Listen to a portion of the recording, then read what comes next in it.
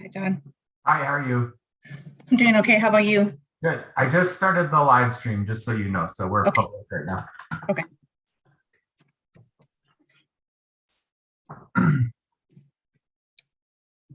What room is this that you're in? Is that your house?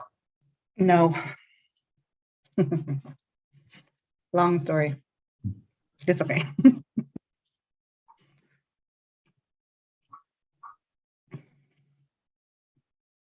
Is that a little heater in your room? That's new. My office is detached from like the rest of our house, and it in theory gets heat, but it doesn't work very good. So I just pulled it out for wintertime. I see. Do you have to like walk outside to get into it? Yeah, which at the time sounded kind of cool, but also it's not that cool when there's snow on the ground and you have to put shoes on just to go to your office. Yeah, for real. Summertime flip-flops, much easier than boots. Yeah. I got these new Clerk slippers, which doesn't sound that comfortable, but they're really nice, like for walking around. You just like could slip them on and be barefoot. Are they kind of like Birkenstock kind of? Yes. Well, I mean, but on the top they're like a canvas shoe. Okay. I like them. Yeah, good. They were cheap. You get them on Amazon or something? Yeah, for like 15 bucks. Much easier than boots. Yeah.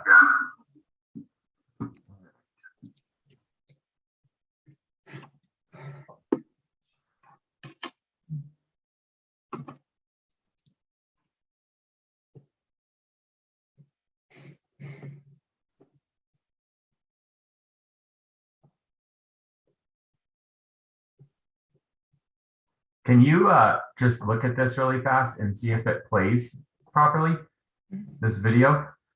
I'm going to put it on the shared screen. So I just want to make sure it works before council.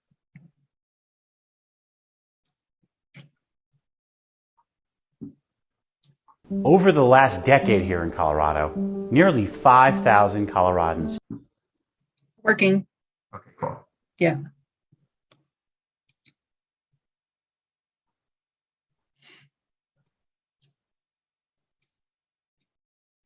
Do you think that they group together opioids and heroin? Yes, I think so. Okay. Yeah, same ingredient, right? Right, and I think it's also like prescription ones. Yeah. Mm-hmm.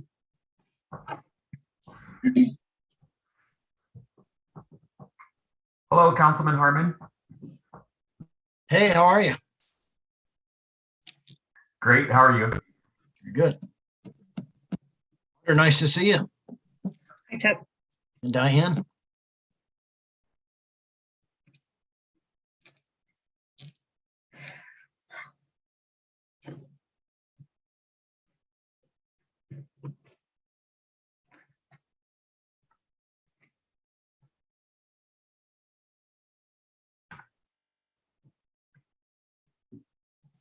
Hey, Jonathan, the old skate park that's been has been disassembled on Riverside Drive. Is the Greenway going through there?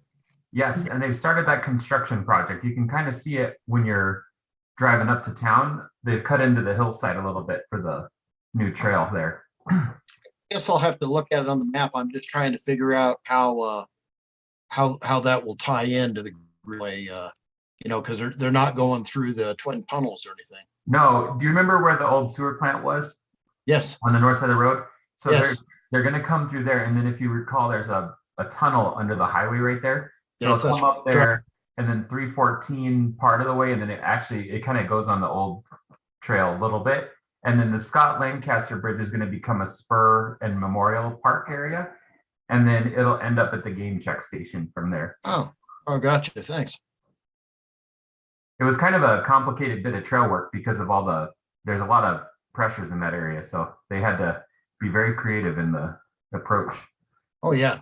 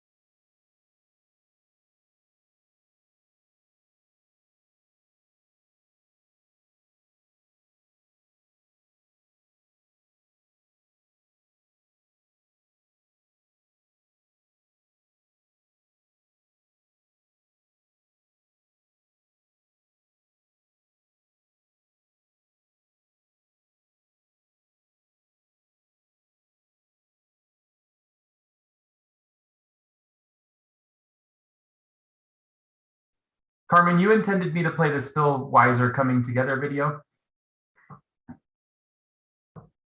Is that correct?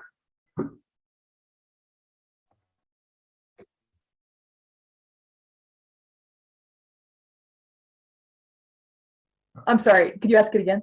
I just wanted to make sure I had the correct video. It's Phil Weiser, the coming together to combat the opioid crisis. Is that what it's called?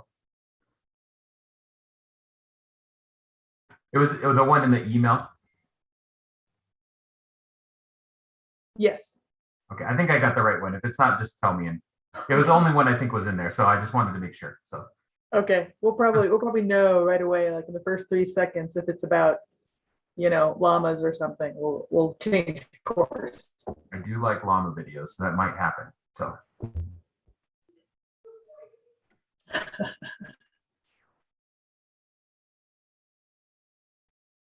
Okay.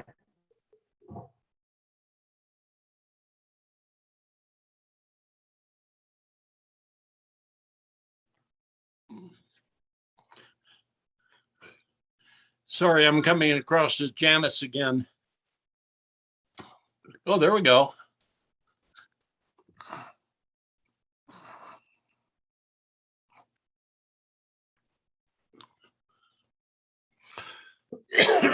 Looks like it is 6 o'clock right now. Let's see, who do we have here? Looks like we have a quorum. Mike is not feeling well again this evening, and I talked to him about an hour ago, and he decided to go ahead and step back this evening. So, excuse me, and check if my coughing gets too bad, I will depend on you again to pick up. Okay, the remains, so to speak. All right, Yeah. good enough then. All right. First of all, welcome everybody, and Mike again sends his apologies for not being here, but he again is a little under the weather tonight. He intended to be here until just a little while ago. So anyway, with that, Carmen, I believe you have the first item on our work session, the opioid settlement. Yes, sir. Thank you, Mayor Pro Tem Boland. Can you all hear me okay? I've been having good.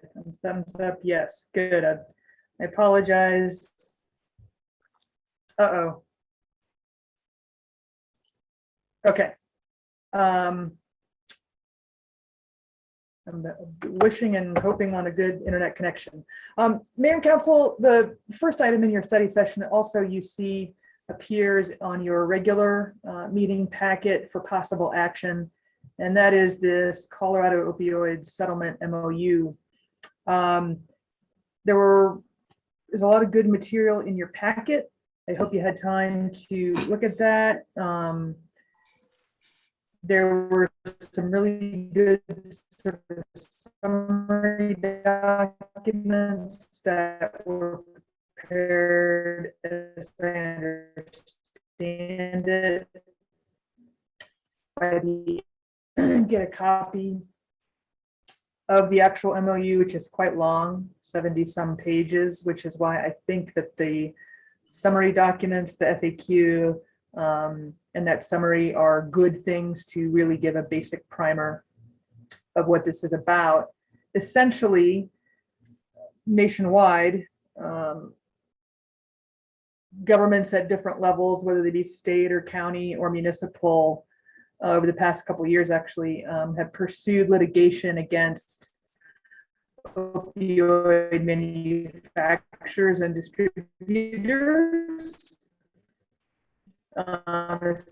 Essentially for the Yeah, Carmen, we are having trouble with your audio. larger harm on many industry has cost our culture, our society, again, at all kinds of different levels. And I apologize. As a result of this litigation, You're cutting out totally now, Carmen. I'm sorry. Carmen, you may have more success if you turn your video off if you can hear us.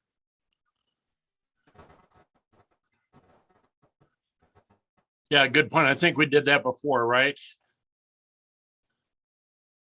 It's a bandwidth issue. Okay. Okay. Am I back? Carmen, did you hear John? He said if you turn off your video, Am I you'll back probably come through. here? Uh-oh, you're all for.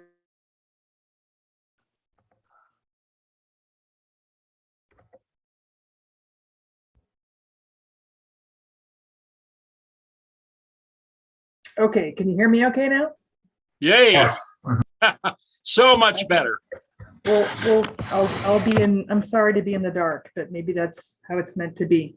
So this, I'm sorry, essentially, Mayor and Council, the summary documents are in your packet and I don't need to go over them line by line. I trust that you all read them and understand them. I will talk with you about what I think are the two major decision points after we give you the opportunity to watch a very short, I think it's 4-minute video, as many local governments in Colorado as possible to approve and participate in this. So, John, if you have that video, could we show that real quick here?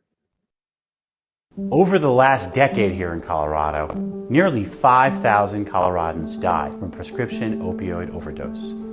As Colorado Attorney General, I'm committed to addressing this opioid crisis. That's why we brought litigation against irresponsible actors in the pharmaceutical industry who hurt people by pushing out dangerous drugs. I was prescribed 360 pills in a month period after I had gallbladder surgery. I was hooked. The doctors had cut me off and I had gone to the streets to start buying pills. I lost my apartment, I lost my home, I lost my job. So I was literally sleeping on the train tracks at the Fort Collins Rescue Mission. I had to get some clean time in me so that I can get into treatment. I went to go check myself into that treatment center and I had like 27 days clean off of heroin at the time. And they turned me away. Having done this for the last 10 years, it is so apparent to me that our system, while it is well intended, and there are some parts of it that are really well built, it isn't complete. We need greater access to treatment. There is no harder place to be than in a setting where the level of care that your patient needs is simply not available. We've had people die on our waiting lists. There's a lot of shame and guilt, right?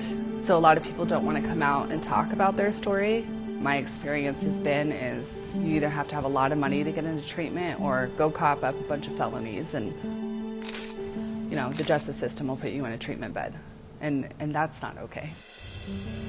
Now, these companies are being held to account, with $400 million coming to Colorado as long as we can get local governments on board. Please join us and stand together, signing this memorandum of understanding to give us twice the money that we'd otherwise get. It's going to give us an opportunity to do something critical, addressing opioid use disorder by providing more drug treatment, more drug recovery programs, and better education and prevention efforts. What I can tell you now, after 40 years of law enforcement, is that if arrest, stigmatization, and incarceration worked with drug users, we wouldn't be here today. I'm excited at the prospect of actually seeing this cohesive effort come together and maybe make a real dent in this, because the problem is getting worse and worse and worse, and we've got to find a way to get it under control. When we do this together, we can save lives. If everyone signs on to the agreement, there's no question that we can improve access to care and improve the quality of care that people are receiving. Montrose County is signing on because we believe this is the right thing to do for our communities, and we're not going to waste time. We're going to get it done as soon as possible, but we're signing on because we believe in it. Pueblo County is going to sign this agreement because we have waited long enough. We have seen enough suffering in our communities. We see these opioid settlement funds as a once in a lifetime opportunity to put dollars back into the areas of our community that have been victimized by the opioid epidemic. This settlement and the agreement are going to give us powerful tools to start regaining ground, because the human cost of this fight is real and it has been heartbreaking. We've got a lot of work to do to address this crisis. Our office is committed to that important work, but we need your help. Let's sign this agreement now so we can begin the process of healing our state and communities and give people who need help the support they deserve. I have a voice today. I get to help others on their recovery journey and tell them my story. People recover. People can be contributing members to society. Moms can be moms again. Dads can be dads again. People can be an effective part of the community again. Let's do this together. To find out more, please go to coag.gov/opioids. All right, thank you, John. So Mayor and Council, Mayor Pro Tem and Council, clearly an agenda represented in that, well-produced video there. The state really wants all of local governments to participate for good reason. The more local governments that sign on to the MOU, the more money Colorado will realize as a whole. Okay, so that's why the not so subtle pressure is being exerted in that video by the state. So I think, again, to the memo that I wrote for you to sort of be the cover for all these materials, I think there are really two basic questions for you. One, do you council wish the city to sign on and participate in this MOU? And that's from this MOU or not. But the first question is really the first one to answer, and that's, do you wish the city to participate and sign on to this thing? So questions that you have that I can help answer, or I know Chief.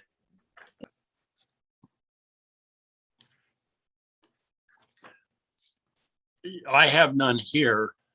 And I think the summary is really good. I tried looking over that 75 page or 76 page document, and I thought, oh my goodness, that's going to take more than an hour here.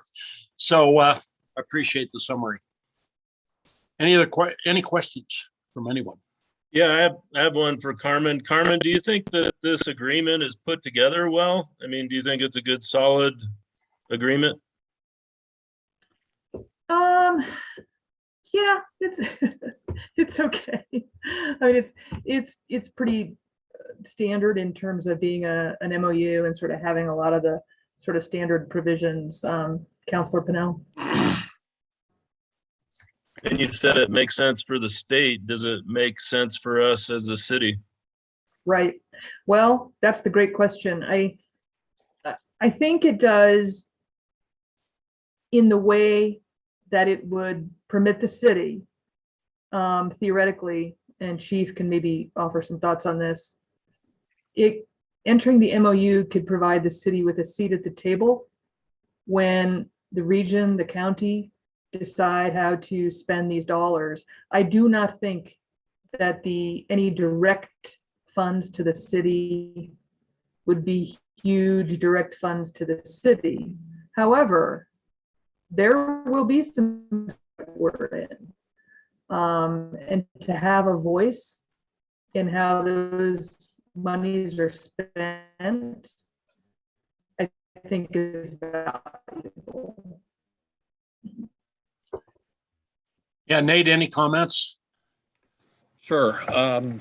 So it sounds like, they're broken up into, there's the state entity, and then it's broken up into smaller regional groups. And I think there was discussion about possibly Heidi McCollum, the DA for the 5th Judicial District, representing Clear Creek in our area, which is Jefferson County, Clear Creek, and Gilpin, right? So hopefully what we could do is there could be maybe projects whereby if, like on the west edge of Jeffco, they were able to build some sort of a center for, people going through crisis or addiction issues that would actually benefit us as an agency. But kind of like what Carmen said, it's probably unlikely that the city is going to see some sort of a windfall of dollars with this sort of project, but certainly it could actually help with resources that impact the police department and emergency services within our area and within our city. I hope that kind of makes sense. That's the way I understand that it's likely to work. Yeah, it seems to me like any money that we do eventually end up, for program will probably be in the form of grants, maybe competitive grants, perhaps. I don't know. So, okay, any other questions, Jim? Hey, Chief, do you see a big opioid like call volume? There's enough to track that sort of calls for the city? There certainly is an opioid issue within the city. I myself this summer went to an overdose that was occurring right there at CRC Park, and the gentleman decided to put his overdosing girlfriend into the river, thinking that might revive her. And thank heaven they were able to get her out and give her the Narcan, and she was able to survive. So I saw that one specific instance just in the short time I was here. Certainly there are issues within some of the areas of our city where we have, whether it's opioid or methamphetamine, which is obviously a bigger issue for Idaho Springs, methamphetamine, but there is heroin, and there is prescription drug abuse that's occurring. And sometimes that comes into our city just via I-70. It's not necessarily residents, people that visit the city and have these issues, and then we're sent to the hotels or the parks or whatever where people are partaking. Thank you. Okay, good questions. Any others? Okay, it is on our agenda to act on this tonight under city attorney, interestingly enough. So, all right, so we'll, if that's it right now, then we'll move on to our budget. Thank you, Carmen. For water and wastewater department. So, John, you want to take it from here? Oh, you're muted.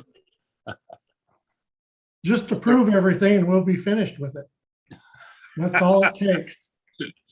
So water and wastewater, the first thing, our backhoe is 21 years old and it still operates, it still functions. The issue with that is it's a Komatsu backhoe. Komatsu no longer makes backhoes, so they will no longer make any parts for that piece of equipment. It is starting to have a few electrical failures, and we've been able to repair them so far. But unfortunately, it's a vital piece of equipment that we need. So I would like to replace that. The quote I got, just one single quote, just for budget purposes, was about $120,000. And I'd like to split that 3 ways between streets, water, and sewer, because it's used in all 3 of those. So that's just one item there for the large purchases for the equipment. I think last time we did discuss replacing one of the pickups for streets, for a plow and a sander and a lift gate on that. The Water Enterprise Fund, and I know some of these things are things that are going to be going on continually. And of course, you guys know that that's what drives up the cost of the water and sewer service. Water filters typically have a 7-year life. We're approaching and past that 7-year life. We did replace the filters on the filters for one skid this year. I'd like to get the next skid next year for 125,000, and then one more skid after that for another 125,000, and then it'll be a period of time, 7 to 10 years before that those have to be replaced again. The access road to the reservoir, this is one of those that it does need some work. Is it absolutely necessary right now? Is questionable, but I would like to get some work done on it. The way I feel on a lot of these, including the access road, is I'd like to have the money budgeted. And then if we don't need it, then I don't spend it. And Andy and the mayor can attest to that, that unless I have to spend the money, I'm not going to spend it. So I would like to budget for it. The next two, the clarifier and the sedimentation, those are for design and engineering for our sedimentation basin that has been built, but we need to enclose it so that we can operate it year round and not just during the summer. Currently, if we use it in the winter, it's just going to become a huge block of ice that will just destroy the concrete.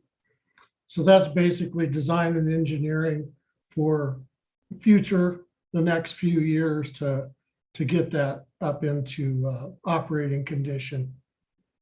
No, it was 25,000 for the clarifier and 45,000 for the sedimentation basin for design and engineering. The next one, the Toc Analyzer, the Total Organic Carbon Analyzer. We currently have one that, once again, it's planned obsolescence.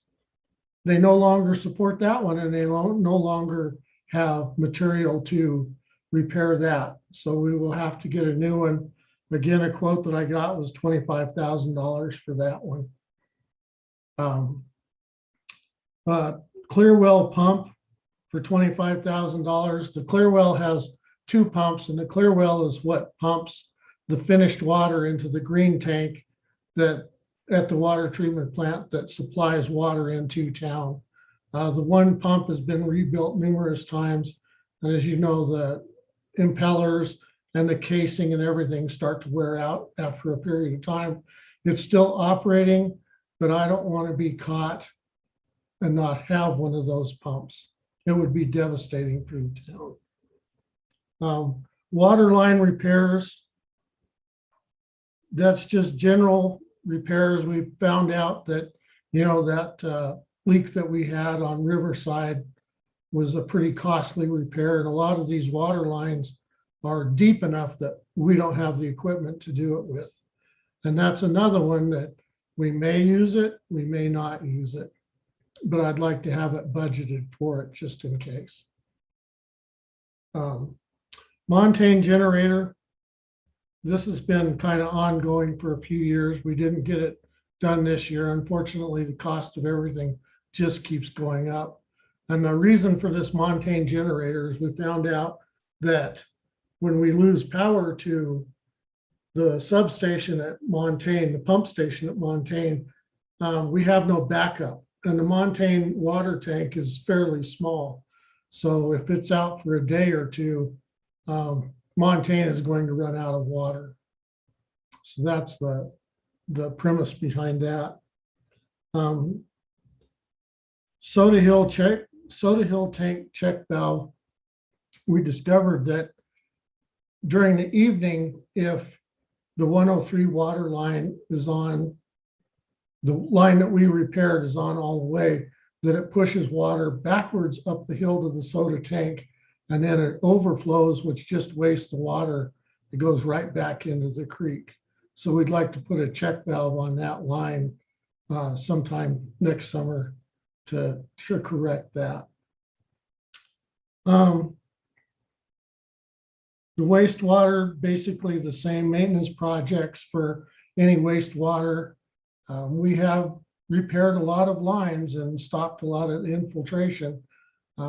We do, as you guys know, a lot of streets need to have water and wastewater repaired and replaced. Virginia Canyon is one of them that line is not in the best shape at all. And then the last one, which is really minor, the line from the storage units at the east end of town to the wastewater treatment plant has never been cambered. And we don't have the equipment to make that kind of run. So we'd like to just hire somebody to scope that line out to find. We know that there's additional manholes down there, but unfortunately with our equipment, we can't find them. So we'd like to just look at that line and see where we're at. So that's really it for the one other thing that Andy and I discussed not too long ago, and I haven't put it on the budget, is a lot of the doors at the wastewater treatment plant are in very poor shape. From the gases at the wastewater treatment plant create a lot of corrosion, and those steel doors corrode quickly.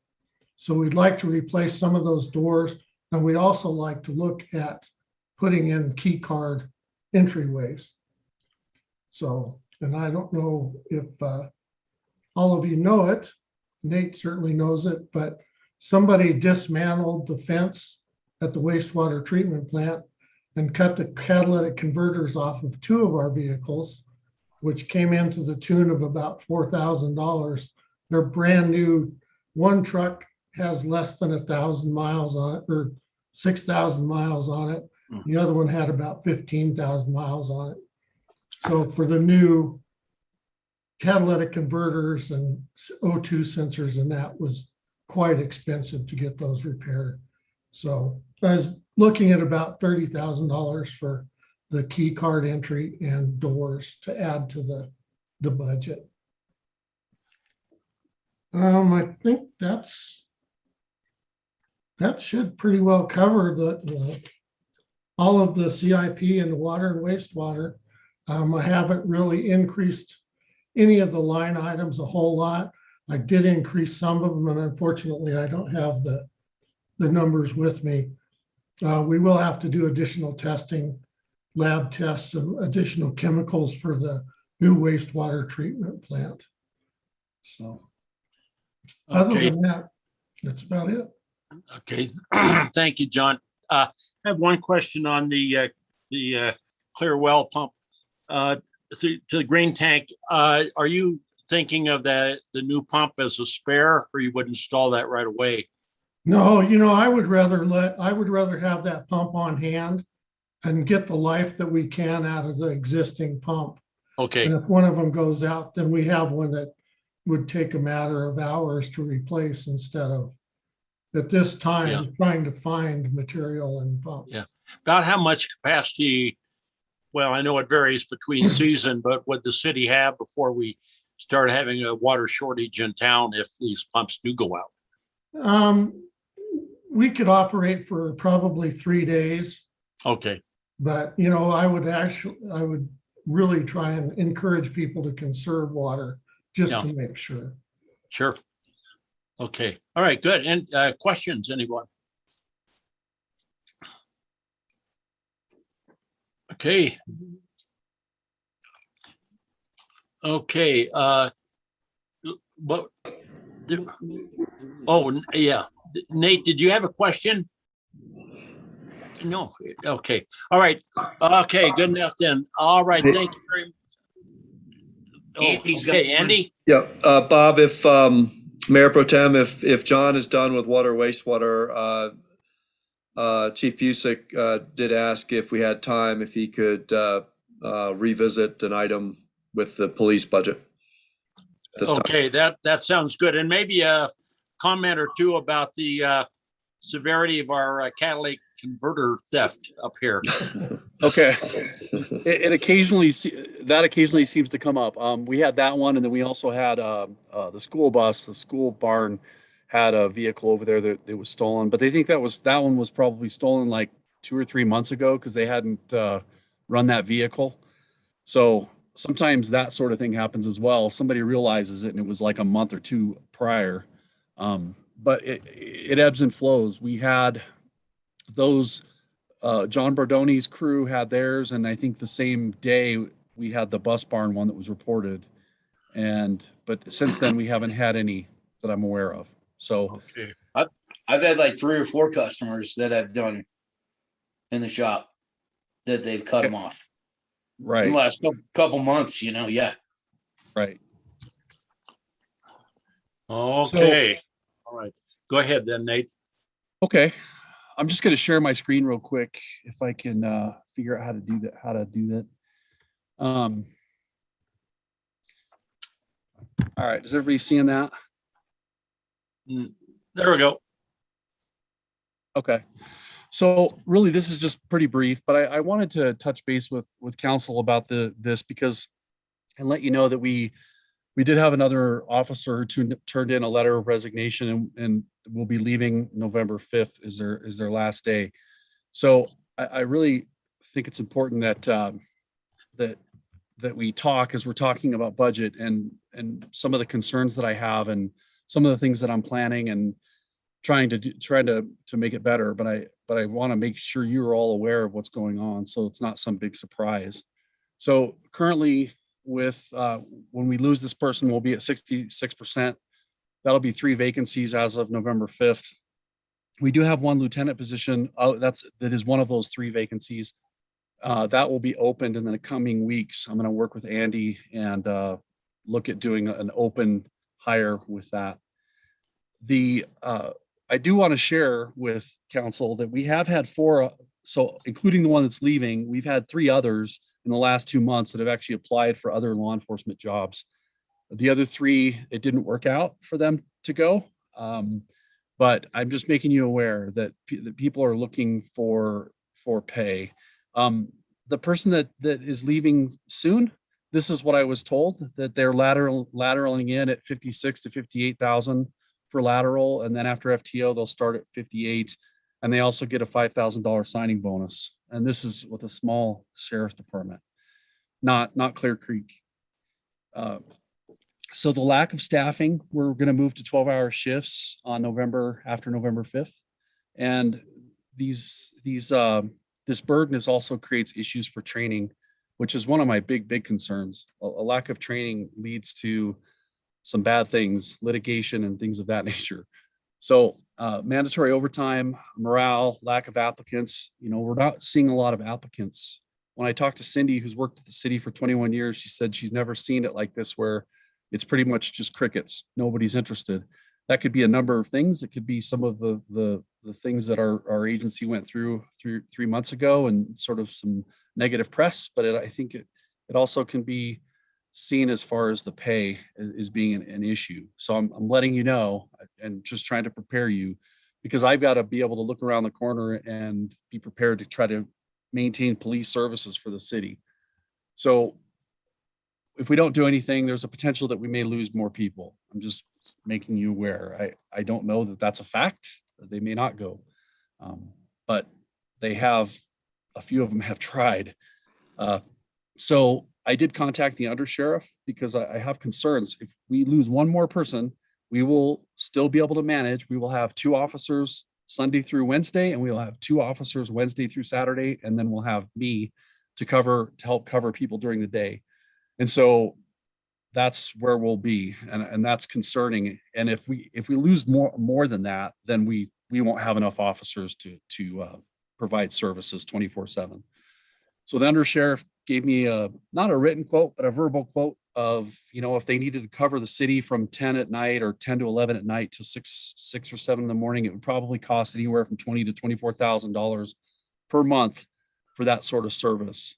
So, and when you do that sort of math, you're breaking it down to about $5,000 a week to $700 to $800 a night for that sort of service, which that would be about right.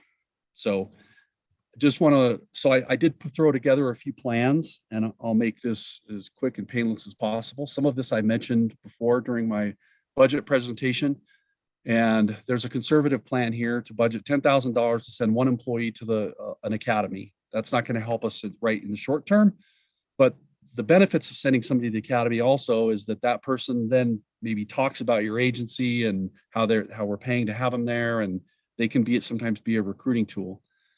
The other thing is $6,000 to pay for equipment for 3 new hires. I really think that's something we need to look at. And if we continue with a 4% pay increase, as far as officers go, that's a $20,000. So I don't know if we would need to consider budgeting for contract services. I hope not. But this plan is $36,000 with $120,000 for 6 months of services as an option, just in the event that we were to get to that point. And that's concerning to me. And I'm just trying to communicate with council and make you aware so that you're not surprised if something happens down the road with our manpower. So Plan B is a little bit more moderate. This is an 8% pay increase for police. And, I understand that the city, I'm certainly understand the boat that everybody else in the city, all the other city employees are in, but I'm just explaining a plan or a possible plan. I also would think that we need to increase our training budget by $2,850, which brings it to let's see, you're blocked over here, a total of $6,850. It's currently $4,000. And that really just, training is so critical. And we're fortunate that we have Denver right down the street from us. And there's tons of great training that they offer down there. It's just that it's not real cheap, but at least we don't have to fly people to different parts of the country for training. I also think that the lieutenant position pay should be increased at a minimum of 10%. It's way, way too low. So the overall cost of this sort of plan would be upwards of $65,000. And we would withhold replacing tasers and equipment. Ultimately, this is the sort of last slide that I have. And I tried to basically prioritize the things that were mentioned earlier. And the highest priority is to budget to send somebody to the academy, buy equipment for people that you're hiring. It's unusual that you have to buy your own gun. It's just, that's not best practices. That's an older way of doing business. Also increase the training budget and then I would increase the pay for officers, consider a 10% pay increase. And the reason I say a 10% increase is that brings us up to that $56,000 to $58,000 range, which is exactly where the range of where this officer that's leaving is headed to. It really just kind of gets us in the ballpark with other agencies. So, and then the 2-star there, budgeting for another police officer, that's obviously costly. That may be something we may have to hold off on doing. But I do think it's something that we ultimately as a police department in a city, we need to look at doing so that you have 4 officers on the front half, 4 officers in the back half with 1 lieutenant and the chief. That's really an ideal sort of situation. And then the other ideas of a bonus, that's less of a priority.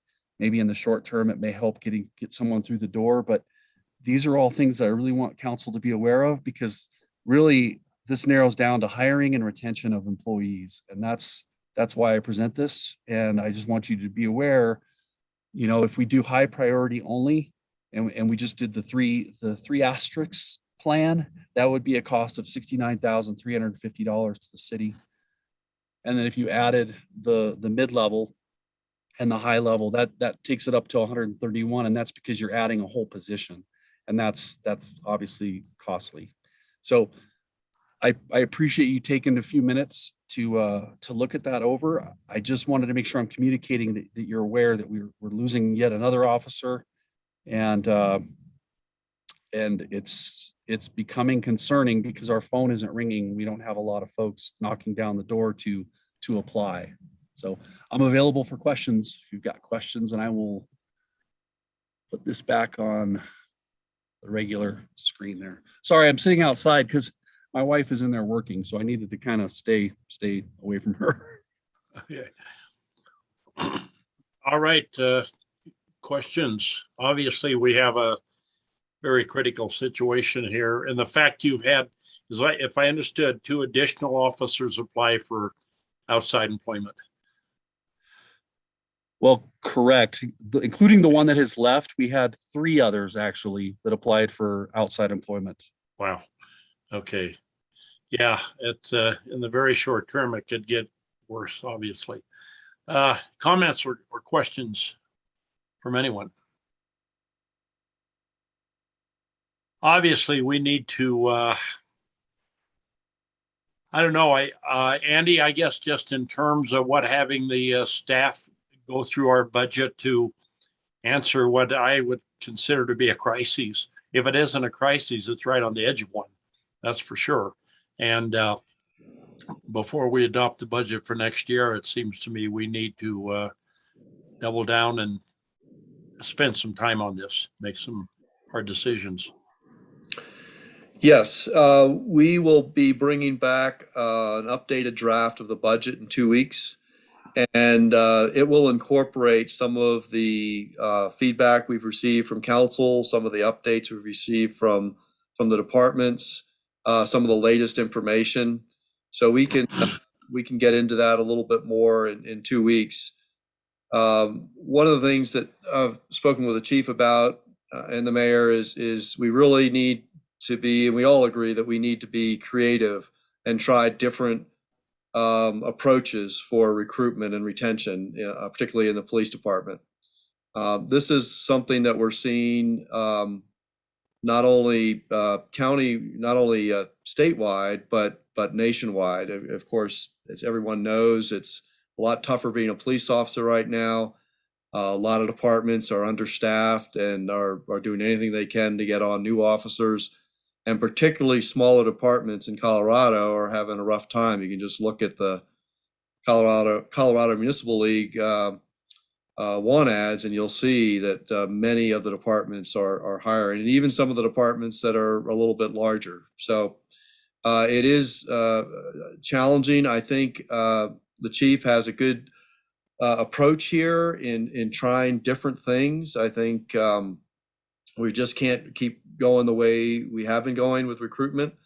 I think we've talked before about sending an officer to an academy, to the post academy, and paying them. It does cost more money up front. What appeals to me about that is you can often get the right type of person, and then you train them for the position, and that often can work well. Historically, the smaller departments have always tried to get post-certified officers so they don't have to bear the cost of the training. But I think we need to flip that model and perhaps start sending new recruits to post academy. So I think we're on the right track here. We have talked about contingencies, and that's what this really is not just budget, but also planning for various contingencies about staffing and how to keep operations going and continuing to serve the community. So I have a point to make. I don't know if we can be proactive on this and if we can do anything for our current budget. But if you do the math and we lose another officer, isn't it going to cost us more to have the sheriff's department serve at night? So it would make sense to try to get some raises implemented right away during this current budget rather than wait till next year's budget.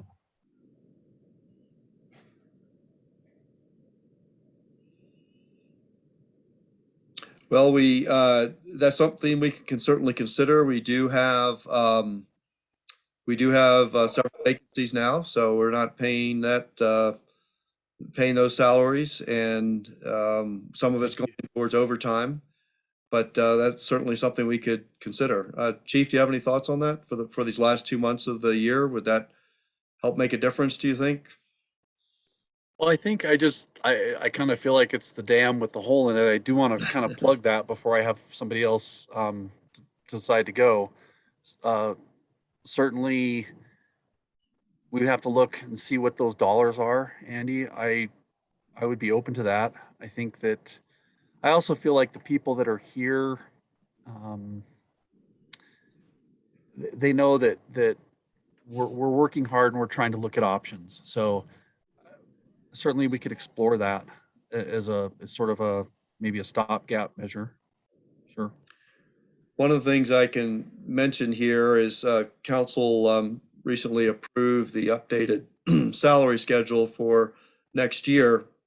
And we do, and one thing we could accelerate, we do have two officers, newer officers, who are below the base of the new range. And one of the things we do going into the new budget year is make sure everyone is at least at the base of the range. And if they had some tenure here, they would be above the base of the range.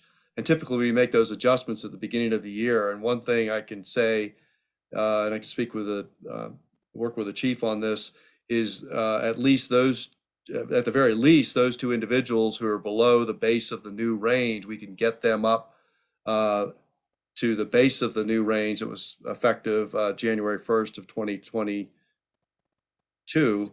Or, we could do that now, so we can accelerate that. And that'll certainly help some of our newer officers who, when we did the salary survey, it showed that at least these two officers were even below the base of the range, even though they've been here a couple of years. So that's something we could do very quickly. We could make that happen right away. Andy, I would really support that for the reasons that Scott just pointed out. Yep. All right, any other questions or comments? All right, Nate, thank you very much. Yeah, it's a stressful time, no doubt about it. So I think we will be responding positively very quickly. So thank you. All right, Andy, anything else that you had? No, Yes. that was it for the agenda. The only other thing we might want to just touch on, since we have time, Mayor Pro Tem, is an update on the downtown marketplace, where we are with that. Do you want me to do that, Bob, or would you like? Yeah, why don't you go ahead with Jonathan, and Jared could certainly pitch in, but why don't you go ahead and start? Okay, we meet bi-weekly with the downtown, well, we call it the Recovery Task Force, excuse me, Recovery Task Force. And of course, one of the big topics has been, what do we do with the downtown marketplace in the winter? And do we open up the street fully? Do we make it one way again and have some on the north side where it gets some sun in the summer, or in the winter, excuse me? Do we maintain that? So there was this good, healthy discussion and looking at options at the Recovery Task Force this afternoon. And the thought was that we would come to council tonight with a recommendation, but that group would like to have another meeting next Monday. So they're gonna have a special meeting next Monday and then come back to council with a recommendation. Because whatever we do, unless we totally open up the street, we would need to order, equipment and supplies and that sort of thing for whatever arrangement we decide to go with. So that's really it right now. I don't think it wasn't specifically on the agenda. That's more of an update. And I foresee us coming back to council with a recommendation from the Recovery Task Force once they give a little more consideration to the various options for the marketplace through the winter. Okay, John or Jared, any further comments? I believe the Idaho Springs Marketing Alliance will be meeting tomorrow, and that group will also be discussing this. And That's so, right. it has a very short fuse on ordering some of the equipment that we might need, depending on the decisions we make. So it's a very short fuse on this. All right. With that, it would appear we have, oh my goodness, about 12 minutes. So let's go ahead and take a 12-minute break, and we'll see you right back here. Thank you.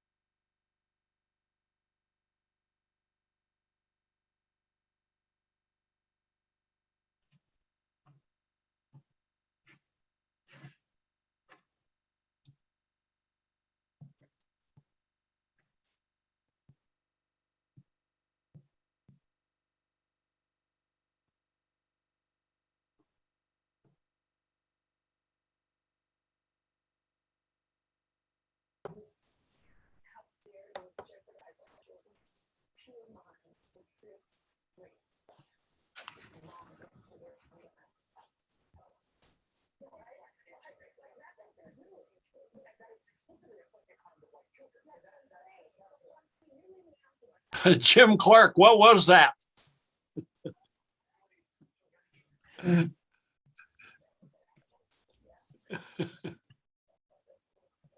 You mute. I didn't know if I was still on or not. Oh, yeah. Yeah, you are in. There you are. It looked like you had a little accident with the MOU or something like that. I don't know what happened.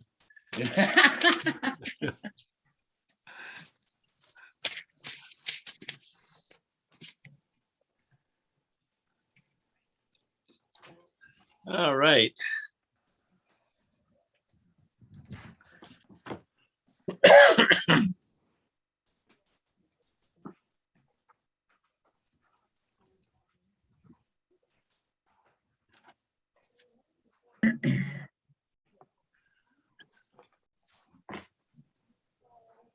Okay, we've reached 7 o'clock, and let's see, we'll wait a moment for Scott and Diane here.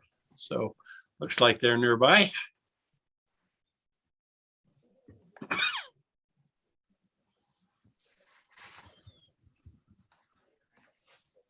Going to start without Diane. She has a very early part of the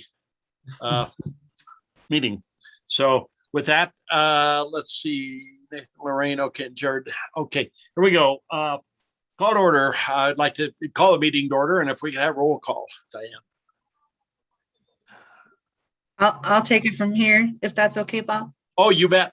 Okay. Mike Hillman, Bob Boland. Here. Scott Pennell. Here. Art Cacavelli. Jim Clark. Here. John Curtis.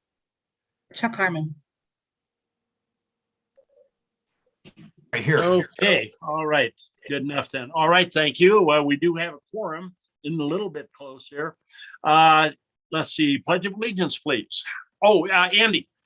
Yes, in case the word didn't reach you, Mayor Pro Tem, Councilmember John Curtis did contact us today to indicate that he would be unable to attend due to illness.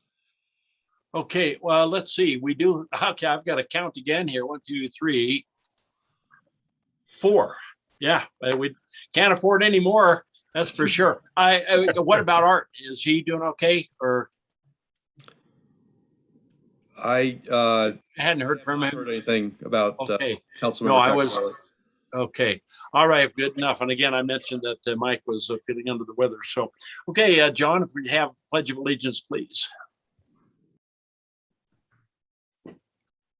I pledge allegiance to the flag of the United States of America and to the republic for which it stands, one nation, under God, indivisible, with liberty and justice for all. Okay, thank you. All right, agenda approval. Need a motion to approve the agenda? I'd move to approve the agenda for the October 25th, 2021 meeting. Okay, second, please. Second. Okay, let's see it. Scott, I believe. Okay, any additions or changes to the agenda? I believe we're complete here. Okay, all in favor of the agenda as presented, raise your right hand, please, and say aye. Aye. Okay, okay, thank you. This passed, unanimous.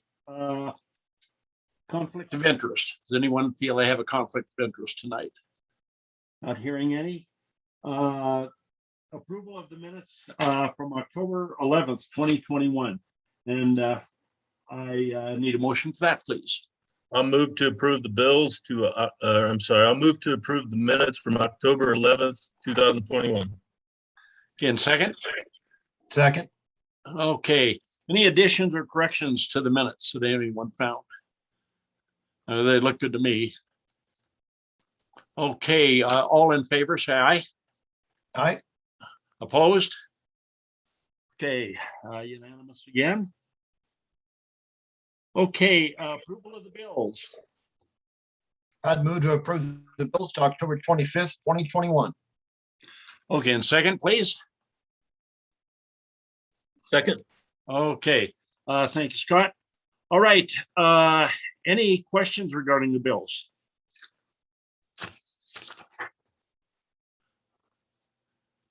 Okay, hearing none. I know we look at these every month. It gets kind of routine after a while, but every so often there's a little surprise. I know Art keeps us on our toes. I miss him tonight for sure. And okay, all in favor of approval of the bills to October 25th, please just say aye. Don't need to raise your hand. Okay, right, opposed? Okay, thank you. Okay, any scheduled public comment? I guess so, Wonder? Okay. None at all, and but what about unscheduled? None. Apparently none, okay. All right, liquor licensing and, okay, Jared, I don't have any staff report. Do you have any comments? Oh, nothing at all, okay. Not at this time, thank you. Okay, good enough then. All right, thank you, Jared. Okay, Carmen, you're back in charge of the floor at this point. MOU, I believe. Yes, sir. Thank you, Mayor Pro Tem. The first item that I have under my heading this evening, Mayor Pro Tem and Council, we previously briefly discussed in study session, and that is a request for action on the opioid settlement MOU. If indeed it is Council's pleasure to approve the city's participation in that MOU, a suggested motion you could see on your agenda. Were there any other questions regarding the MOU? I think it was obviously pretty well presented. And so any idea, probably the numbers have not been determined yet since they really don't know what the response from all the states will be, Carmen. It's interesting they're dividing the money up after they find out the interest in the local level. Yes, indeed. And you know, that derives, as we briefly discussed in study session, for maybe members of the public who weren't listening to that part of our earlier meeting this evening. The more local governments and jurisdictions locally that participate, the bigger the pie could be that then gets divided up amongst everyone. So for that reason, Mayor Pro Tem and Council, we're not totally sure on the dollars that will be at stake here, because we don't know how many folks like us are going to say, yes, we're in. There was an estimate of around $300 million to come to Colorado. And again, that's a rough estimate, right? But and that also is over a roughly 18-year period. So that gives you some idea. Okay. All right. Thank you, Carmen. Any other questions? I can't imagine that there are any downsides to the city by signing this MOU. You know, the only, you know, I don't know if it's a downside or a necessary provision to any settlement agreement, but indeed the city would be waiving any current and past known or unknown opioid related claims that it may have. Honestly, if we have not determined that those are claims that are significant enough that we want to spend the time and dollars on litigating, if we haven't done that now, we probably won't. But that's the one potential, if you're going to really look at a balanced view of this, that's the one potential downside, Mayor Pro Tem. Okay. All right. Thank you. Is it my understanding, Carmen, that if we did something like that, we'd be a lone wolf against the big corporation trying to battle them by ourselves, right? This is kind of as a group thing. That's correct, Councilor Pennell. That's a good way to put it, yes. Yeah, that's really good. Okay, well, with that comment and question, I would entertain a motion to sign the MOU. I'll move to approve the city's participation in the Colorado opioid settlement MOU and to authorize the execution of all documents necessary to such participation. Second, please. Second. Okay, a second. Thank you, Chuck. All right, any last comments? I have All in one. favor? Oh, I'm sorry. Go ahead. I did have one question I meant to ask the chief. And, excuse my ignorance on this subject a little bit, but I think you said it's Narcan that's used to save a life. And I think I've read something in the past, that's quite an expensive thing that you decide whether to save a life, but it's a very expensive venture to use that Narcan. Is that correct? No, it's not expensive. Oh, it's not? Okay. No, and it's Narcan. Yeah, it's not expensive. A lot of law enforcement agencies, the officers will carry it or deputies will carry that, but the ambulance, in my specific example that I saw, the ambulance itself had that on board, and it's actually not that expensive. Well, that's good. I thought I had read something one time, so I was just wondering where that came out of, whose budget, and if it's not a large expense, then that's not an issue. Scott, I thought you were correct. I thought it was like EpiPen expensive nearly is what I thought too. Yeah. That's my understanding. Huh. Okay. All right. With that, let's see. Would ask to approve the motion as presented. So all in favor, say aye. Aye. Opposed? Okay, unanimous again. Thank you very much. And thank you, Carmen. Okay. Yeah, you bet. Thank you, Mayor Pro Tem.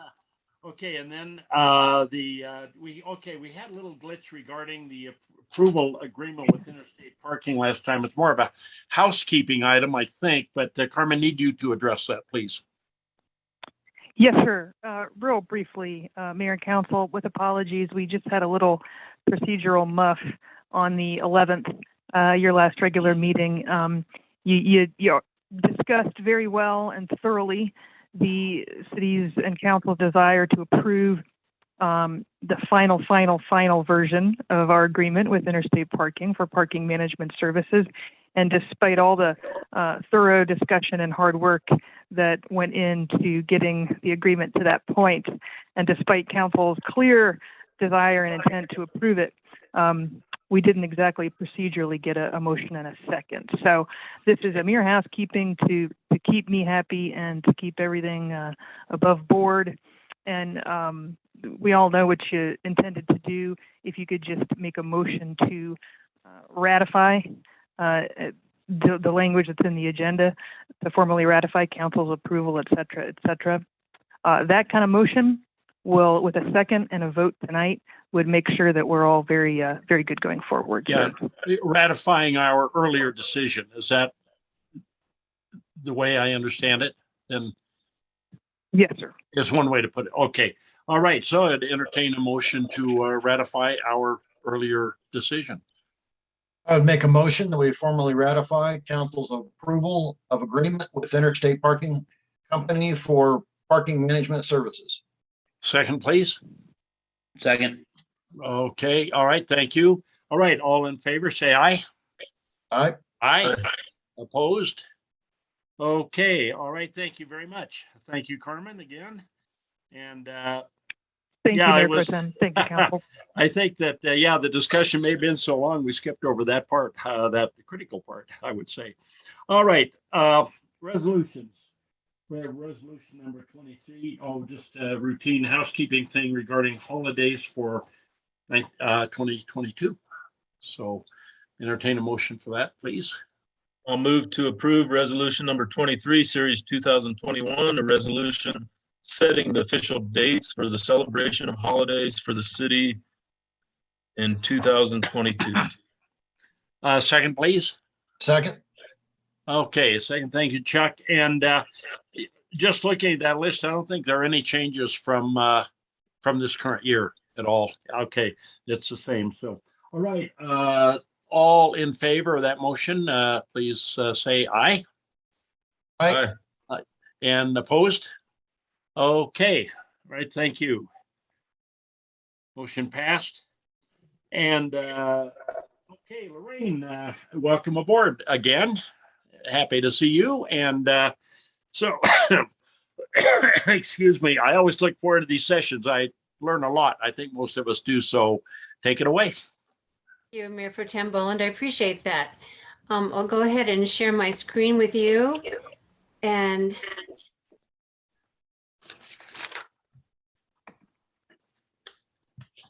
make sure you can see it and that it's the right size. Is that good? There we go. Yes, that looks good to me. Okay, I need to move the screen so I can see all the numbers. There we go. So starting off in September, we always look at the cash that's in the combined checking accounts and savings accounts first, and there's $9,044,000, so that's good. And this top part of the chart again shows which bank accounts it's in, and the bottom part of the chart shows which funds own how much of it, or whether they owe money to that fund, those accounts from their other accounts if they have them. So $9,044,000 dispersed throughout the funds. Starting with the general fund, you see their amount first and foremost there, the 1.6 million.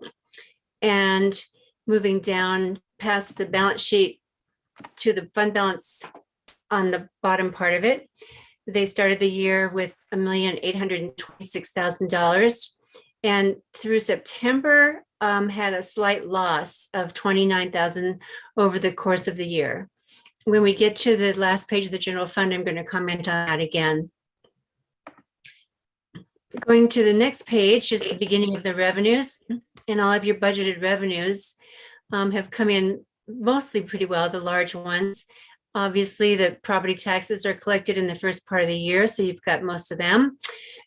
Sales taxes are ahead of the mark for 75% of the year, having elapsed through September. Building and use tax is at 66%. I've highlighted your 10 major revenues. The franchise fees is a little bit ahead of schedule, so that's good. And you're moving into a higher energy use part of the year. Building permits are at 50% of what was forecast. The activity has just been down this year. The sales tax for marijuana, your county road and bridge tax have come in fine. And your highway user tax will catch up. It's a little bit behind right now, but you get that quarterly. The fines are low, as we've talked about in the past, because of lower amounts of tickets and traffic with vacancies and lower amounts of drivers. Miscellaneous, your leases are on target. They lag a little bit behind, but they're looking good. So your total fund revenue after 75% of the year has elapsed is at almost 90%. You budgeted 2.5 million. That's this last figure. And year to date, you've received 2.3. Moving into the expenditures, these are pretty much as expected in each department. This streets department's at about 72% of its budget for the year. Admin is at 80%, although it has some big bills that happen at the beginning of the year.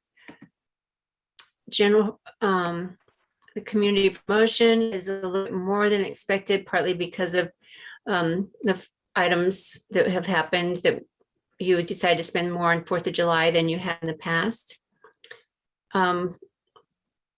Building inspection is lower than forecast, is just like the revenues associated with it are. The expenses are down as well. Police, you'll see the salaries on the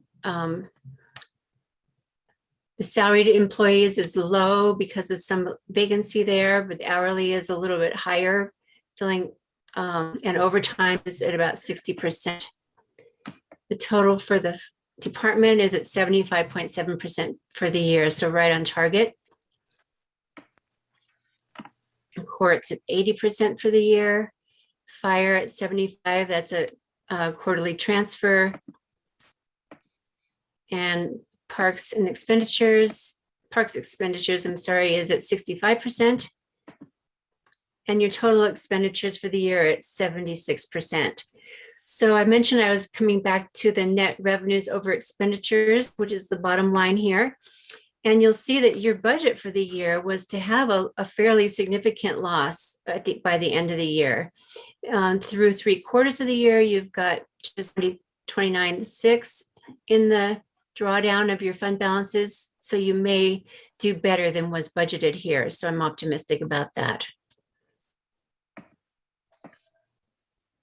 We'll go through these other funds fairly quickly. As usual, I'm skipping the Hanson Trust Fund. There's no activity there except a modest amount of interest. Cemetery funds, similar. That's the one that this city runs, and it has some interest and some minimal expenditures, $411. The ramp fund had a beginning fund balance of $741,000, and so far this year you've drawn it down by $15,385. So you still have $726,000 in that fund. A little bit of interest earned. There's no real revenues going in there. It's a drawdown of what was given by the state when you took over the Colorado Boulevard maintenance. And here's the expenditures. So again, you had budgeted that you would draw it down by just under $50,000. So far, you've drawn it down by about $15,000. Improvement fund started the year with almost 5 million, and you've gained another 220,000 so far this year. The revenues are your sales taxes and your building use tax. And just like in the general fund, the sales tax is coming in strong ahead of this of 75% at this point in the year of what you forecast. And building use taxes around 50%, a little lower with the lessened building permit activity. Some other revenues here from parking. It's at about 31%, and you've got a bit of a DOLA grant so far. Here you've got your expenditures, and they're at 1/4 of what was budgeted. You acquired some land here, which was your biggest purchase so far, biggest expenditure so far this year. Conservation Trust Fund, the lottery. This one has a little excitement this month because it's the month that you get your lottery funds, and you did get your $2,500 in September for the quarterly distribution. And you're building that up, or perhaps would do a project this year, but otherwise you're building it up for future projects. Here's your 1% street sales tax fund. Started the year with $1.5 million and has added almost 400,000 so far. That comes from the sales tax, the 1 cent. And so far there's been no grants received this year or budgeted. Here's your expenditures. Mostly debt service is what you're doing, is paying the debt service on the street bonds that funded this fund in the first place. Now we move on to your enterprise funds, your water fund, Fund 51 and 54 combined. So here you look at assets of 6.5 million and liabilities of 1.1. So you've got a good net worth here. You've got revenue over expenditures for the year in the water fund here of 161,000. And your revenues are about 71.7%. You bill every other month, so I think that you're on target for these revenues.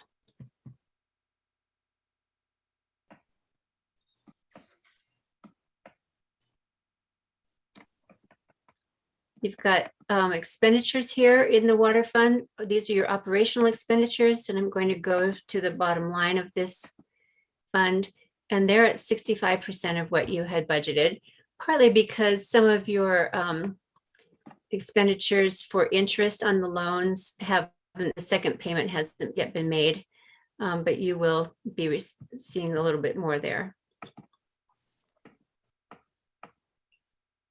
Here's your wastewater fund operating. This is the one that we have the most concerns about of all your funds. You show fund equity of 9.9 million here. but you do have negative equity in the other side of this fund for the capital. This is the fund where you have cash assets here of 4.6 million, plus you still have some money waiting for the fiscal agent to reimburse you when you finish or make more draws on the construction project of 364,000. Your user fees, again, they're around 71, 72% here over the year. And your expenditures for operations are fairly normal. And you're at 61% of those. Stormwater fund has no real revenue. It's part of the general fund and no activity this year so far. But here's the other half of the water fund. The other part, it's not half, has a bit of a amount that's owed to the combined cash, and it has negative equity of about the same amount. So that's not too much to subtract off of what we saw in the first part of the fund. You do put your severance taxes and mineral taxes that come in once a year into this fund, and they came in a little higher than budgeted. You're at almost half again as much as was budgeted. It's hard to know what, that's one of the hardest things to forecast is what those mineral amounts will be. And then you've got your projects year to date, some plant upgrades and distribution projects. And so this revenue over expenditures on this side of the fund is drawing down the fund balance we saw on the first part of the fund by 201,000. You budgeted to draw it down by 304,000. This is the last part of the financial statements is the wastewater CIP. And this is the one that has the negative in the cash. And we will be combining this very soon with the other part of the fund, so we don't have to keep splitting these out. We're very close to having a final draft of the audit, I hope. And once we have that, I can make these changes and combine these funds so we have all together. But again, you have a negative, almost $3 million negative fund balance here that offsets the positive that you had in the Fund 52. Interest, you've got a little bit of grants you've received this year, and you've got a lot of project expenses, drawing it down for net revenue or net loss of 665,000 for the year. But remember back when we looked at the money that the cash with the escrow agent, some of that is still with the escrow agent, the 300 and some thousand that they have, but still it's going to be drawing down the rest of the fund's cash or more of the fund's cash for the rest of these expenditures. With that, I'd be happy to answer any questions. I'm going to go back to that page minus 665 here and go back to Fund 52 and show you how to combine, what to combine that with.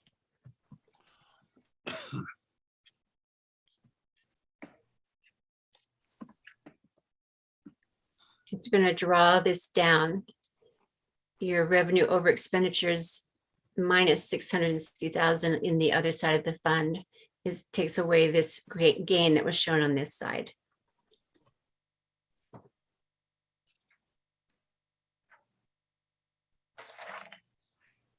Nothing really new this month, but I'd be happy to answer any questions. Yeah, this is a fairly minor thing, but I need my memory refreshed on the severance tax. That tax is on minerals or natural resources that are removed, but is that from within Clear Creek County or what? I'm not sure what the basis of that is. Yes, let's see, is that state? No, you get that through the state, and it has to do with extraction of minerals, and they have a formula they use to divvy that up to the various cities and towns around the state. Okay, so all right, so the base is statewide, and then that's our share of the state number. Yes, although I don't know if the county part of that plays into the formula or not. but it's distributed by the state.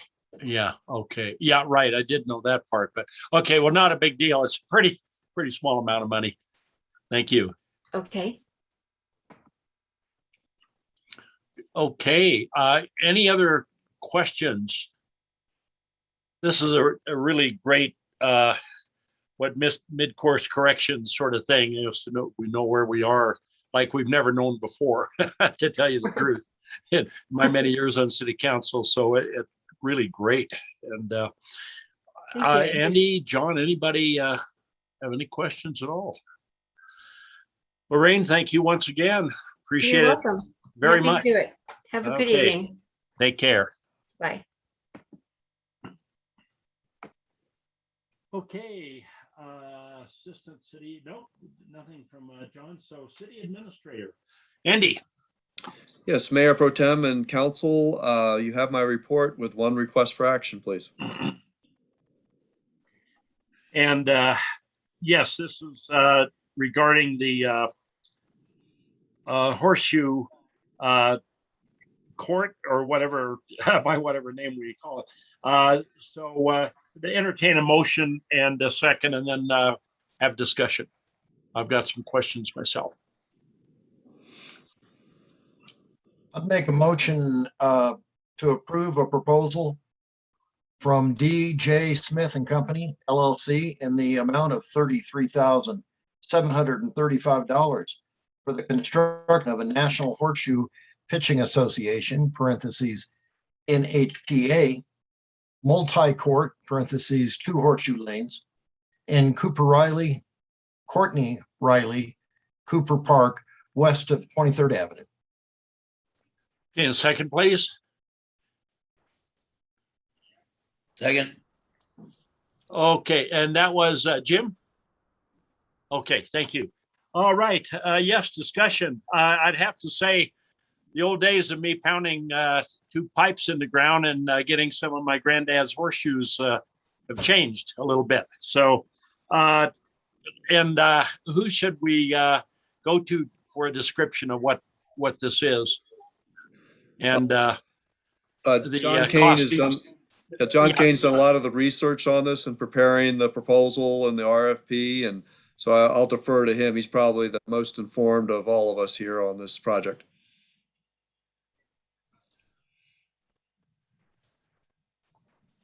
Mayor Pro Tem, would you like me to just briefly describe what is being constructed, or just to answer questions?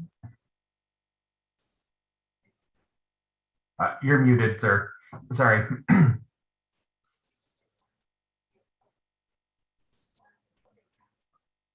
Mayor Pro Tem, I think you're muted. I am. I'm sorry. I had some grandkids in the background here. Okay. Yes, I think a description of what we're looking at here hopefully would answer most of our questions anyway. Yes, and sir. I would have to say Horseshoe Pits, it did rather surprise me on the amount of money. However, considering the other bid, this looks like a bargain all of a sudden. So what do you think? Sir. As you know, when Colorado Boulevard was reconstructed, the city lost the horseshoe pits that had traditionally existed in the Courtney Riley Cooper Park area. City Council directed staff earlier this year to look at creating new horseshoe pits. In that process, we started looking at kind of everything that goes along with horseshoes. You know, our old pits didn't have a fence around them, but based on like safety standards for what that park's use is, we thought that's probably a good idea. And we discovered that the NHPA has kind of designed the perfect horseshoe pit court. It's a certified court that we have proposed here that could hold sanctioned horseshoe events. We spent a good amount of time looking at where we might put this court. The problem is that it takes about 50 feet by 27 feet for the total diameter of the facility. And so putting it in the middle of Courtney Riley Cooper Park was an issue. We also have the rafting uses on the west end of the park. We looked at putting it over by the ball fields. But ultimately, we came to the conclusion that somewhere in the middle of town is the most appropriate place to have these courts. 2 courts seemed like the right number, and so that's kind of what we bid out here. 2 bids were received by the city. We received one for $30,000 and one for $100,000. The work that is mostly entailed here is concrete. There's a concrete curb that goes around the court surface, And then you have the 2 pits that have concrete throwing pads on either side and a pathway in between the 2 throwing platforms, if you will. There's also a surface requirement on the court. And I think what we'd like to do is put something like a playground surface because it's durable and doesn't require public works to clean it all the time. Another option would be sod or artificial turf, but our contractors have advised us that they think that that sort of surface would be the most cost effective and last the longest. One of the reasons that we wanted to go with a nicer court like this is just because it's going to last a long time and it's going to require little maintenance. We did have an add alternate on this contract to add electrical lighting to the facility. We are not precluded from doing that in the future, but we think just with the current status of construction bidding right now and how expensive it is to add that lighting, we kind of think that maybe this isn't the appropriate time to do that. I also think that we have identified a need to talk to the residents that live in that area and just make sure everybody's comfortable with the lighting that might be there. So I think that what we'll see is these courts will get used very similar to how they were used in the past. There'll be a very nice place to play horseshoes. They'll be enclosed, so there's little chance that a horseshoe is going to hit somebody in the head or something like that, unless, you know, somebody wants to hit somebody in the head with a horseshoe. So I think overall they're a pretty nice, it's a nice facility, and I think that it's going to be a good benefit to Idaho Springs. And I think maybe even Elks Lodge, you know, they have their horseshoe tournament. Maybe they want to hold a sanctioned event here at some point. Maybe we can figure out another way to do that. And it might be an interesting opportunity for us to do something pretty cool in the future. These courts are also designed in a way that you could, in theory, put a cornhole board set onto it. And so it could potentially have that kind of multi-use capacity as well, which is a nice thing for a community like ours when we have limited space. Okay, the courts will be side by side or end to end. I know it's pretty narrow, and I assume that's at the very west end that still works. Yes, sir. I presented a few months ago a map that I had made, a GIS map that kind of illustrates where it goes. There are some ways that we could play with the shy distance from the fence, and the shy distance would be the distance from the fence to the court and the distance between the courts. The NHPA recommends 10 feet for obvious reasons between the courts. And then I think it's 5 feet on the sides of the courts to the fence. We can fit that facility with still kind of having rafting operations going on the east end of the structure. So we were out today and looking at where this fits best. There is a tree kind of pretty much exactly where we would want this thing to be if you can envision the western park there. And so I think what we would do is we would probably want to put it kind of where that tree is, but the tree is it's starting to be probably near the end of its life. And I think we could plant a couple other trees in that area so that we get some shade eventually. And I think that that's probably the most appropriate place. So it probably would start maybe a foot or two to the east of that tree, and it would go, there's a, you know, it's hard to envision it in your head. There's a wide spot in the greenway right there. And that wide spot is very close to the terminal end on the west end of the park. And they would be side by side about 10 feet apart. It is adjacent to parking, I believe, right? Yes, sir. There's about 27 parking spots in the immediate vicinity there, where by the fire station, and then there's some parallel parking. So between those spots, I mean, if some of that parking is dedicated, and then there's parking in Courtney Riley Cooper Park too. And I think I want to say there's like 20 spots there as well. So there's pretty adequate parking in the general vicinity. I do know the two very informal horseshoe pitches that were at the old park got a lot of use, actually. And it may have been a very small part of the population, but they certainly spent a lot of time there. And I think it's worthwhile. It's a rarefied amount, but I think it makes sense to me as an investment. That side of the park is underutilized a little bit. We do have 2 barbecue grills there that I don't think are used that frequently, but I think we can create a really cool area around this horseshoe pit that's centrally located.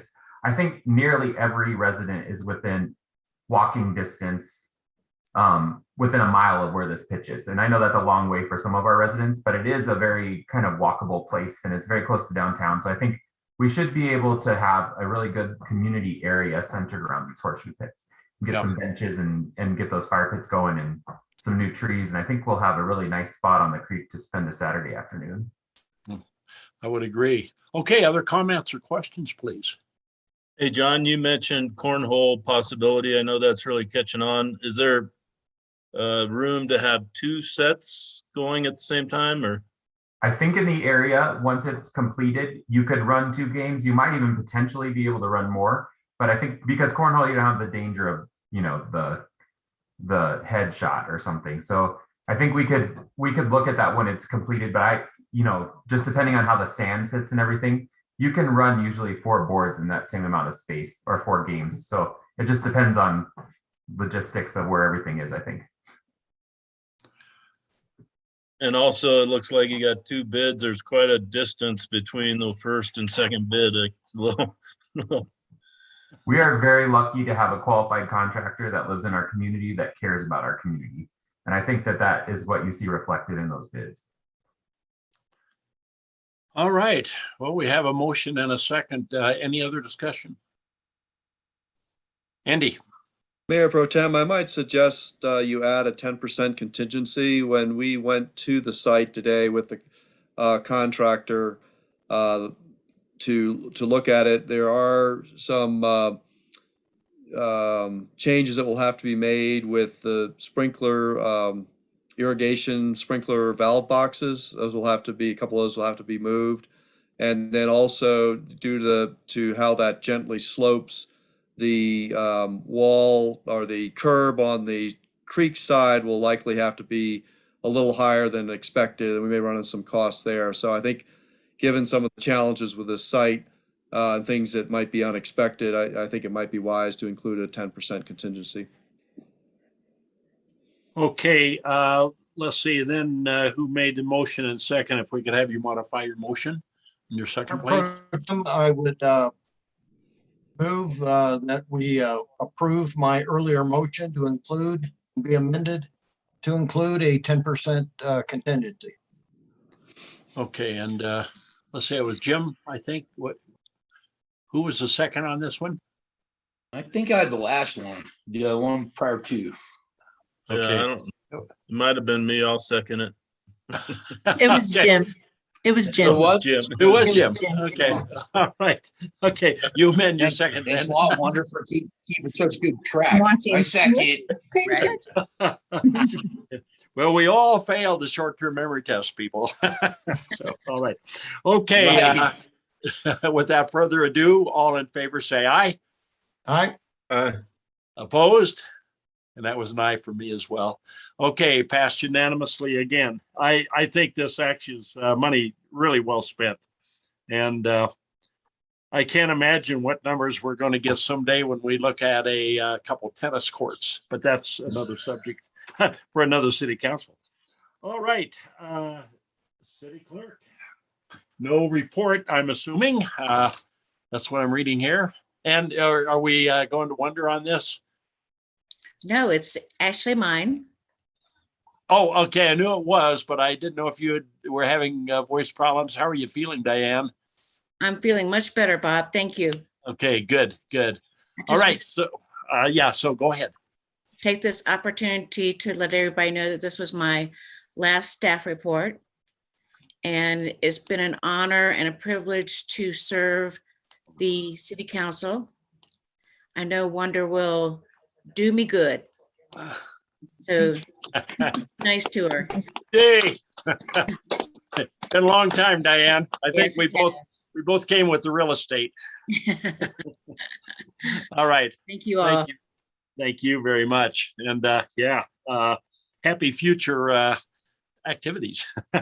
Thank you. All right. Okay.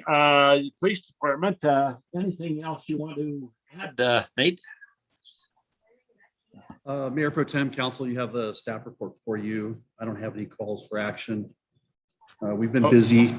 We've been busy, as mentioned earlier, and the catalytic converters are mentioned in this blotter as of late. And so we're diligently out there trying to patrol and catch the folks that are doing that.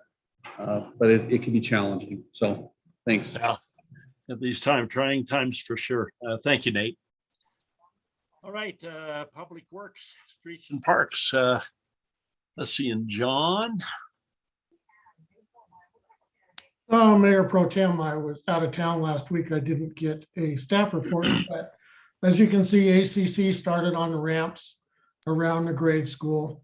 Oh, yes. We're under construction with those. They're also under construction again with the Greenway Trail from the police department east and on County Road 314, which 314 down by the wastewater treatment plant is down to one lane for a period of time while there's construction down there also. And I believe it's slated for about a year and a half construction in total on both of those projects. Okay, well, the ramps, the ADA ramps, how long would that project take? They're saying they will have it done in this week. That will, oh, okay, very short term on that.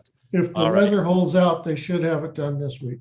Yeah, well, And today if they may. things- If Go ahead. things stop falling apart while they're doing it, it should help, yes. Okay, good. All right. Okay, John, thank you very much and welcome back. All right, committee reports. I don't think we have any real committees pending here, so. All right, Mayor and Council. I have one item here that I want to read, and appropriately, it's a proclamation recognizing City Clerk Diane Reese, October 25th, 2021. Whereas Diane Reese has served the city of Idaho Springs for more than 20 years as an employee, including the last 9 years in the role of elected city clerk, and whereas Diane has demonstrated extraordinary commitment to the city and has had a positive impact on the community and staff by sharing her wealth of knowledge with a smile and a spirit of helpfulness and patience. And you need patience at times, that's for sure. And whereas Diane has functioned as an ambassador for the city by assisting residents, businesses, and the general public with navigating municipal operations for the betterment of the community. And whereas Diane has provided invaluable resources and support to staff, city council, planning commission, historic preservation review commission, and variance board. And whereas Diane is a longtime resident of the city and Clerk County, and has decided to retire as a full-time city employee effective on November 2nd, 2021, election day. Now, therefore, be it resolved that the Idaho Springs City Council hereby recognizes Diane Reese for her many years of service and dedication to the city of Idaho Springs, and calls upon all residents of the city to express their appreciation to Diane for her contributions to the community as she enters this next phase of her life's journey. In witness thereof, I, speaking for my fellow, here to set my hand on behalf of the city council and cause to be affixed the official seal of Idaho Springs, Colorado, this 25th day of October 2021. And but don't no applause yet. Andy, you have the floor.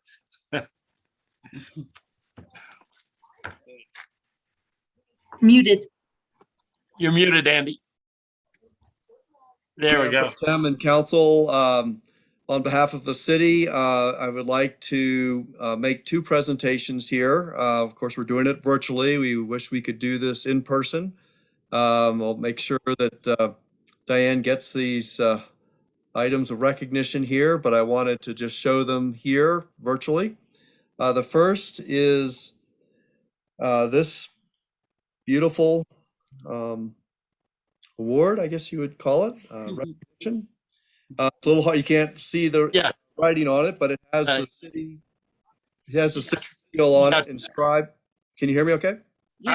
Yeah, I'm sorry, I kept it early. I think it's a trophy category, but I'm not sure. Trophy. All right, we'll call it a trophy. Okay. You may be able to see the city seal there. It's etched into this glass, and it reads, I think this is very appropriate. Together we are able to accomplish what no one could achieve alone. In recognition of your 21 years of excellent performance, Diane Reese, presented by City of Idaho Springs 2021. Hey, okay. Well, you have one additional, is that correct? I do. All right. This is a plaque. There we go. Colorado City Clerks, Colorado Municipal Clerks Association.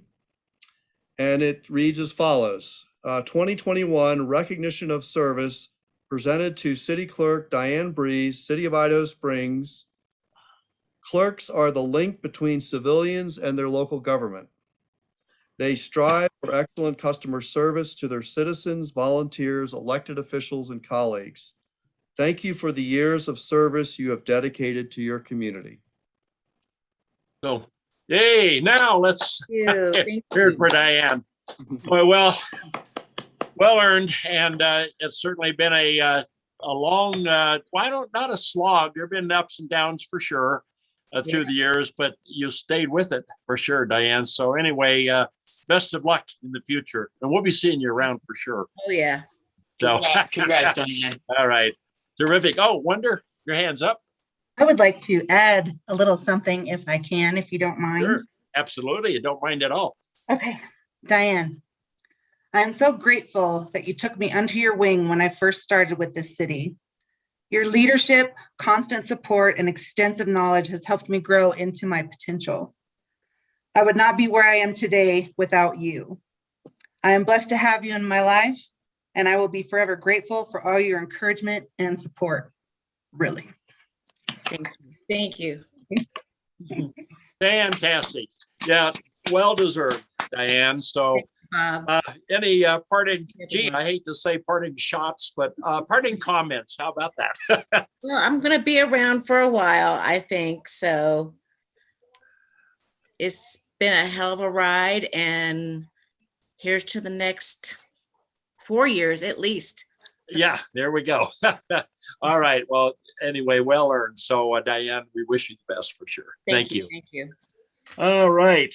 Well, let's see. How are we doing time-wise? And Mayor Yeah, Pro go Tem ahead. Bob, I remember Art's in Europe, remember, on that big trip with his wife they'd saved so long for. Oh, yes, that is correct. So, all right. Well, he's That's healthy where and he's doing at, well, yeah. I presume. Good. All right. Yeah. Good. That cleared that up because I was kind of wondering a little bit. I failed that part of the memory test as well. Let's see, we're in pretty good shape time-wise here. I believe not even quite 8 o'clock yet. I will take just a couple minutes for a couple old railroad stories here in Idaho Springs, since we were a railroad town. And Scott asked me to say a couple things about our former railroad, narrow gauge railroad here in town a while ago. And I haven't forgotten that, Scott. So, but these are a couple stories you don't read about. And these are from my mom. That's where I get a lot of my historic knowledge for sure. She was born here in 1906. And there were actually 2 railroad stories and then one additional one that I had tonight. They're all short. Number one, the 7 o'clock train in the morning coming up from Denver, which was often a freight and passenger mix, that the 7 o'clock train steam whistle was the wake up call for the town. And that's when the school kids got up, was the arrival of that train. And when it was late, it apparently messed up the town for an hour or two. So anyway, and it was late now and then. So anyway, so there was a 7 o'clock train that arrived more or less regularly that kind of woke the town up. The steam whistle was quite loud, no traffic noise or anything. It was very quiet. Then all of a sudden that thing was screeching. Number 2, the railroads are notably skinflintish. They're cheap and they really don't tolerate much. But in mining country, and this includes Idaho Springs, my mom said that the engine crews, and this was with full knowledge of the management and so on, that in being a mining town, there were a lot of orphans, or at least single moms raising a family. And it was a hard scrabble town for sure. And coal and wood stoves were the way you heated and cooked and everything. So the engine crew knew where the kids would hang out along the track with their pails and buckets. And they would scoop coal off of the tender behind the locomotive. And sometimes they would unload a fair amount of coal, not enough that it would obviously affect the engine any, but as the engineer would slow it down, and they would throw a fair amount of coal off to these different groups of kids. And so it's an interesting story. And it is covered in some of the very old newspapers about what the railroad thought about that. And it was not officially condoned, but management looked the other way. So they weren't all hard-hearted.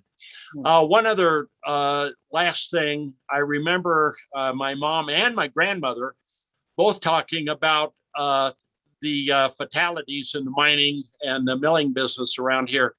And they knew that there was a fatality, at least in the west or the east end of town where my family lived, because the hearse had a different rattle than all of the other buggies and the ore wagons and so on. And very often when the hearse was going to pick up a fatality at one of the mines or so on, there would be a group of townspeople that would follow to find out who the victim was. And so anyway, some sort of melancholy stories from back in the day, but that's about it. So there's your railroad story, Scott. And the real deal, and nothing that you'll find in a book. Okay, that's all I have. Thanks, Bob. Thank you. Hey, oh, thank you. I appreciate that. And I was not here during those stories, close, but okay. Any other items for the good of the order? Hey, just oh, I'm sorry. Who spoke up? Chuck. I've got a request for the history lesson next meeting, and probably a bit of a tease. But I would love for everybody to hear about the goats next meeting. Yeah, oh, the ghost. Did you say goats? Goats. Oh, goats. Yes, next meeting, please. Oh, because here's the thing: you and I both know you're never going to read this in a history book. Oh, okay. Yes. Well, I had some ghost stories as well, but the goats are definitely real. Okay. All right. That's a good point. Yeah, I know what you're talking about. Okay. Anything else then? Jared, Okay. that's a sheep. I know I was a little off, but I was trying. Well, these flatlanders are a problem. So, okay. Hey, thank you, everybody. Appreciate your attendance tonight and attention, and have a good week. Take care. Thank you, everyone. Bye, everybody. Night. Bye.